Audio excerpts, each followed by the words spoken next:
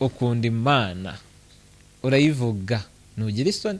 Hariho abantu bamwe tugira isoni, wajya mu nshuti runaka cyangwa abantu runaka ukumva Imana ntago ari ikintu waba present.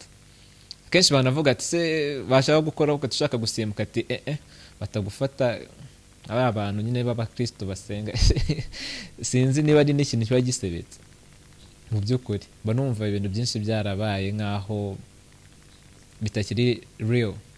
Ntago numva kono kuba imyemerere y'umuntu cyangwa se imyumvire yanjye nkunda Imana cyangwa nkubwiye ati ngiye nkunda Imana ndasenga, ntago numva ibyo bintu ukuntu bisebetse.